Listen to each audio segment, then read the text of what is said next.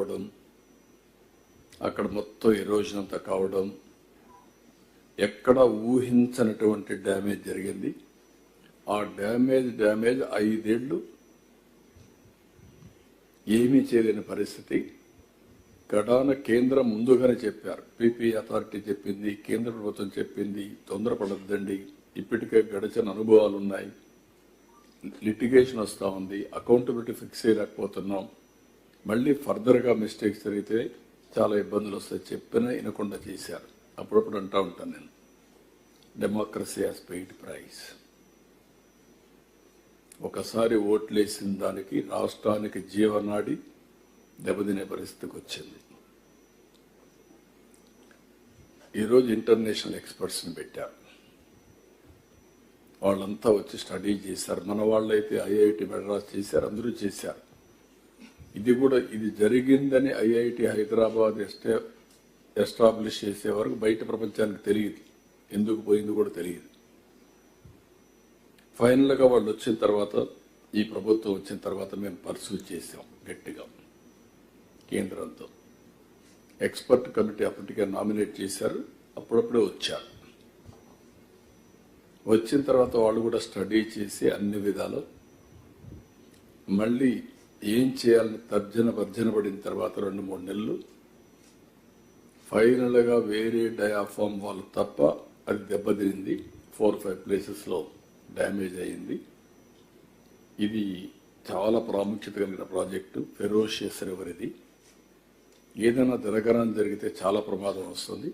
కాబట్టి no compromise, better to go new diaphragm wall. మళ్ళీ ఇప్పుడు డయాఫామ్ వాల్ కోసం అందరినీ మొబిలైజ్ చేసే పరిస్థితికి వచ్చాం. వర్క్ స్టార్ట్ అయింది. 440 కోట్ల రూపాయలతో పని అయినటువంటి డయాఫామ్ వాల్ రివర్స్ టెండర్ అనే పేరు పెట్టి రాజకీయ కక్షతో మొత్తం ప్రాజెక్టు పైన కక్ష తెచ్చుకునే పరిస్థితికి వచ్చారు. ఇప్పుడు ఒక్క డయాఫామ్ వాల్ 990 crores, 440 కోట్లు కొట్టుకొని పోయింది. ఈరోజు 990 crores ఖర్చు పెట్టే పరిస్థితికి వచ్చాం. 2020 కావాల్సిన ప్రాజెక్టు మళ్ళీ కేంద్రం పూర్తిగా డబ్బులు ఇచ్చి ఇవన్నీ చేసినా కూడా ఇది 2027 డిసెంబర్కి పోయే పరిస్థితి వచ్చింది. దాని మీదనే ఇప్పుడే నేను రివ్యూ చేశాను. రివ్యూ చేసినప్పుడు ఈసీఆర్ఎఫ్ గ్యాప్ 1 ఉంది. ఇది ఫిబ్రవరి 26కు పూర్తి చేస్తాం. డయాఫామ్ వాల్ 31 డిసెంబర్ 25కి పూర్తి చేస్తాం ఈ ఇయర్. అదర్ వర్క్స్ అన్ని డిసెంబర్ 26కు పూర్తి చేస్తాం. చిన్న పెద్ద వర్క్లన్నీ కూడా డిసెంబర్ 26 కాకుండా నేనేమన్నా జూన్కి పూర్తి చేయమన్నాను.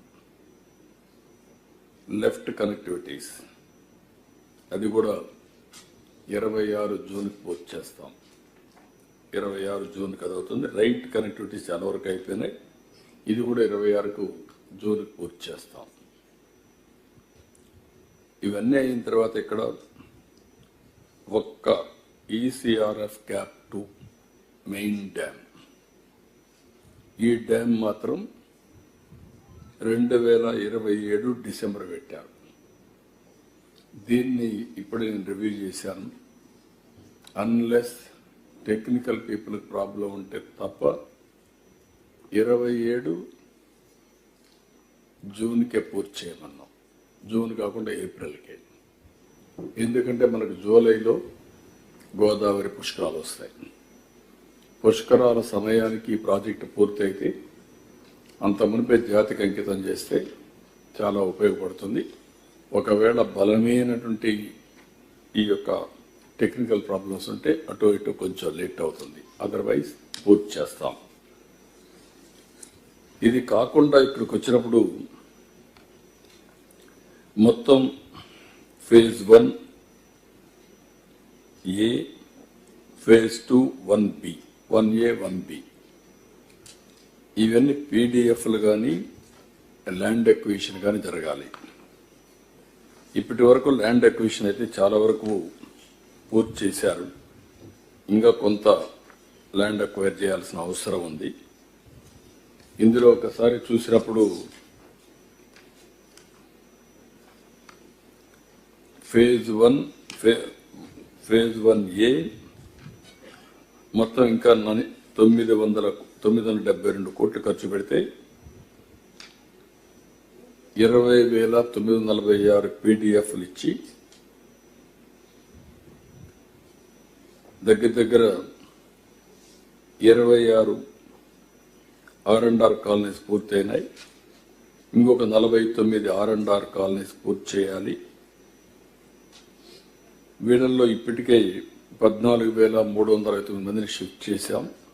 ఇంకొక 6,577 మంది షిఫ్ట్ చేయాలి.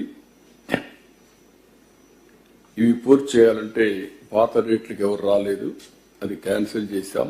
దీని మీద ఒక 500 కోట్లు ఎక్కువ అవుతా ఉంది. 972 కోట్ల రూపాయలు ఖర్చు పెట్టి ఫేజ్ 1A ఉండే వాళ్ళందరినీ రీహాబిలిటేట్ చేస్తాం. అది ఈ ఇయర్ నవంబర్కి పూర్తవుతుంది. ఫేజ్ 1B ఇక్కడ మీరు చూస్తే 48 హ్యాబిటేషన్లో 6 మండలాల్లో ఇది పూర్తి చేయాల్సిన అవసరం ఉంది. రిమైనింగ్ పీడిఎఫ్లు దగ్గర మనం చూసినప్పుడు ఒక 15 హ్యాబిటేషన్స్ ఉన్నాయి. గ్రామ సభలు కూడా పెట్టారు, అవన్నీ ఎస్టాబ్లిష్ చేస్తున్నారు.